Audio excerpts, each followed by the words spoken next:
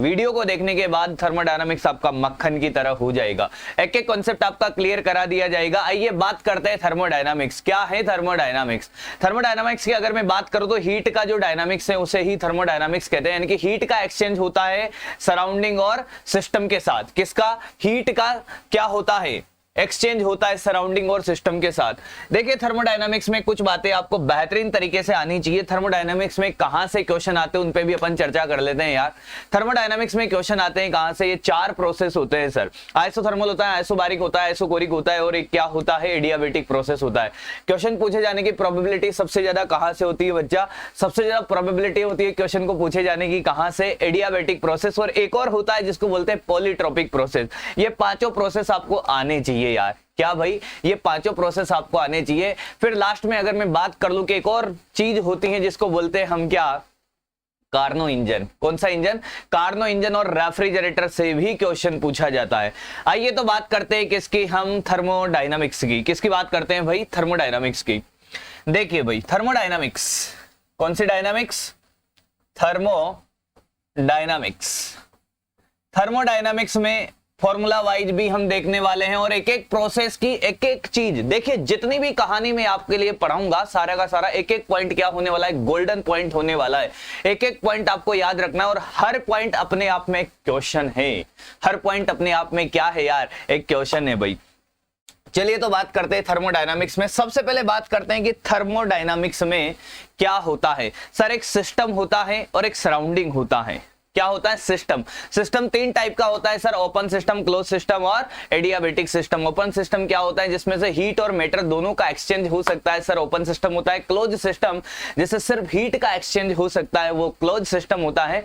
और adiabatic system जिसमें से किसी का एक्सचेंज नहीं हो सकता, वो क्या कहलाता है? वो कहलाता है सर क्या? Adiabatic system. First of all हम बात करें कि हम क्या करते हैं? एक सिलेंडर लेते हैं। क्या लेते हैं? पिस्टन के लिए एक सिलेंडर लेते हैं, या आप बोल दो कोई भी कि एक सिलेंडर लेते हैं जिसमें एक पिस्टन लगा होता है। जैसे हम हीट देते हैं तो हीट देने से क्या होता है? उस सिस्टम के अंदर क्या होती है? एक आइडियल गैस भरी होती है। मान लो सिलेंडर के अंदर आइडियल गैस भरी होती है और उसके अंदर एक मूवेबल पिस्टन लगा हुआ है।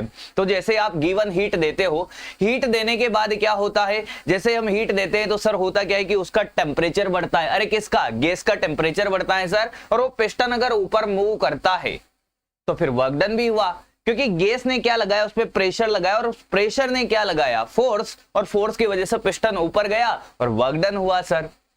तो जो गिवन हीट है वो क्या करती है? टेम्परेचर राइज कर सकती है सर। अगर टेम्परेचर चेंज करती है तो इंटरनल एनर्जी में चेंज आता है और वर्क डन करती है। तो जो आपका एफएलटी है, फर्स्ट लॉ ऑफ थर्मोडायनामिक्स, क्या कहता है कि जो गिवन हीट है, हाँ कि ना, जो गिवन हीट है वो चेंज इन इंटरनल एनर्जी और वर्क डन के सम के इक्वल होती हैं। जो आप हीट देते हो उसको पॉजिटिव कंसीडर करते हो, यानी कि जो हीट एब्जॉर्ब की जाती है वो पॉजिटिव होती है और जो हीट रिलीज की जाती है वो नेगेटिव होती है। बेटा क्या आपको मेरी बात समझ में आई है? Heat absorb by the system क्या होती है? पॉजिटिव। और हीट रिलीज होती है वो क्या होती है? नेगेटिव ली जाती है। वर्क डन की बात कर ले, अगर वॉल्यूम इंक्रीज हो रहा है तो वर्क डन बाय गैस, अगर वॉल्यूम इंक्रीज हो रहा है तो work done by gas positive होगा, और अगर वॉल्यूम डिक्रीज होगा तो work done on the system होगा।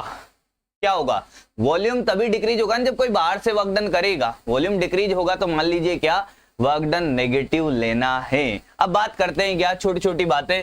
सबसे पहले क्या कि हमें सर एक बात बताइए, क्या जो एफएलटी है, फर्स्ट लॉ ऑफ थर्मोडायनामिक्स से ही अपन इसको स्टार्ट करते हैं बेटा। बहुत बेहतरीन और छोटी छोटी बातें हम यहाँ पर सीखते हैं। फर्स्ट लॉ ऑफ थर्मोडायनामिक्स से कहता है कि अगर आप कोई हीट देते हो डी क्यू, वो गिवन हीट बराबर होती है D you plus D W के। अरे किसके बराबर होती है? D you plus D W के। अब ध्यान से सुनिएगा मेरी बात को, एक एक कॉन्सेप्ट में आपको एकदम बहुत बेहतरीन तरीके से सिखा दूंगा, बस सीखने का दौर चल रहा है सर। आइए तो बात करते हैं सर, ये डी यू क्या है? चेंज इन इंटरनल एनर्जी है। डी यू क्या है बेटा? चेंज इन इंटरनल एनर्जी है। इंटरनल एनर्जी है। और बेटा वीडियो को लाइक करना मत भूलना यार, और शेयर जरूर कर देना, शेयर करते रहना भाई, शेयर जरूर करना है, क्योंकि आपका प्यार बना रहे, प्यार मिलना चाहिए यार। आपके एक कमेंट था कि सर थर्मोडायनामिक्स का सेशन लेकर आइए, तो थर्मोडायनामिक्स का सेशन लेकर आ गए हैं। तो यार लाइक और शेयर जरूर कर लेना और सब्सक्राइब नहीं किया तो वो भी कर लेना भाई। अब बात करते हैं सर ये चेंज इन इंटरनल एनर्जी का फॉर्मूला कौन बताएगा। देखिए चीजों को यहां लिखने से ज्यादा मैं आपको ऐसे ही याद करा दूंगा क्लास के साथ साथ। आप एक रेजोनेंस फ्रीक्वेंसी के साथ बैठ जाइए, फिजिक्स वाला हूं तो फिजिक्स की बात करूंगा ना, एक रेजोनेंस फ्रीक्वेंसी के साथ बैठ जाइए। जो बोल रहा हूं अगर आप उसी फ्रीक्वेंसी से सुन रहे हो जिस फ्रीक्वेंसी से मैं बोल रहा हूं और उसी फ्रीक्वेंसी से आप सुन रहे हो तो ये क्या है, ये रेजोनेंस है सर। हम बात कर रहे थे क्या, चेंज इन इंटरनल एनर्जी की। मैंने पूछा कि फिर कब मिलोगे, पहले शर्माए फिर हंस के बोले तुम तो दिल में समाये हुए हो, मिलने की क्या जरूरत है। तो चेंज इन इंटरनल एनर्जी ने कहा कि चेंज इन इंटरनल एनर्जी ने क्या कहा, ये तो नफरत है सर, नफरत बटे 2। क्या याद रखेगा बेटा, NFR dt/2।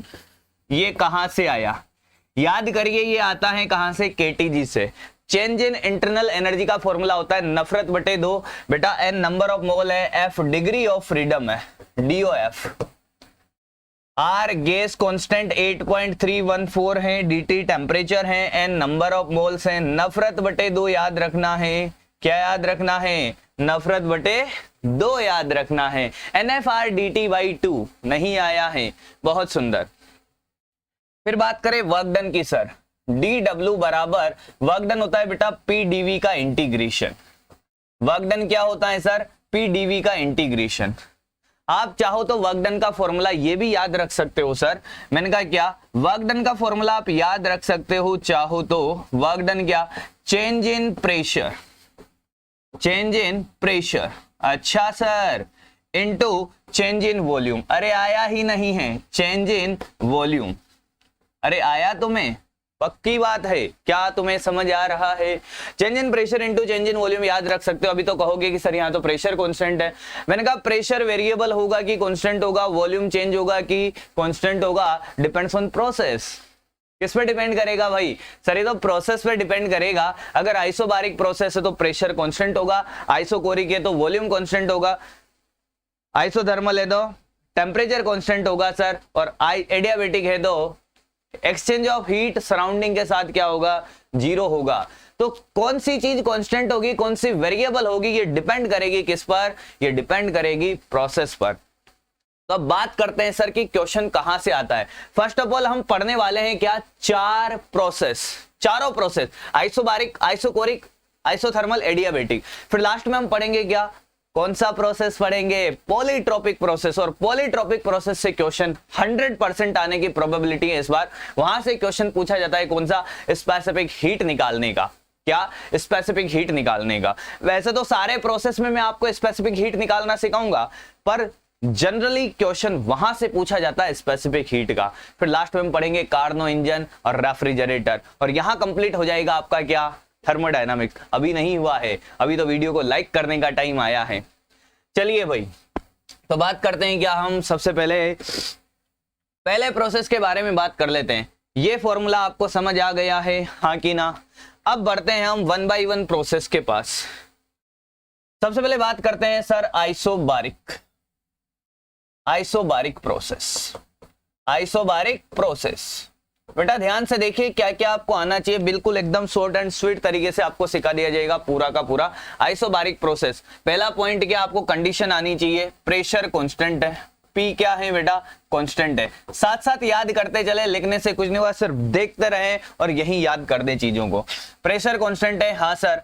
दूसरा गैस इक्वेशन क्या हो जाएगा सर, PV बराबर nRT होता है, तो V बराबर क्या हो जाएगा, KT आ जाएगा सर। N और R और P कांस्टेंट हो गया, तो हम बोल सकते हैं सर V1 अपॉन V2 बराबर क्या, T1 अपॉन T2। अगर आपको ये कहानी आ गई तो तीसरा पॉइंट क्या होने वाला है, अरे तीसरा पॉइंट क्या होगा सर, हम लिखेंगे इसके लिए पीवी ग्राफ बनाएंगे। कौन सा ग्राफ, पीवी ग्राफ।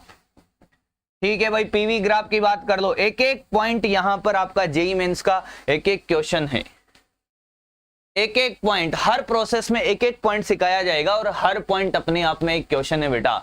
हर पॉइंट, सारा का सारा लेक्चर इसी तरह डिजाइन किया गया है कि हर पॉइंट से आपको एक क्वेश्चन मिलने वाला है, इसलिए ये सारे पॉइंट ही क्वेश्चन है यार थर्मोडायनामिक्स से, जितने भी पॉइंट मैं आपको पढ़ाऊंगा। ये P है और ये V है सर, प्रेशर कांस्टेंट है तो सर ये ऐसा रहेगा। हाँ, आप चाहो तो एरो ऐसे बना दो तो वॉल्यूम बढ़ रहा है, हाँ ऐसे बना दो तो वॉल्यूम डिक्रीज हो रहा है। अरे हाँ कि ना।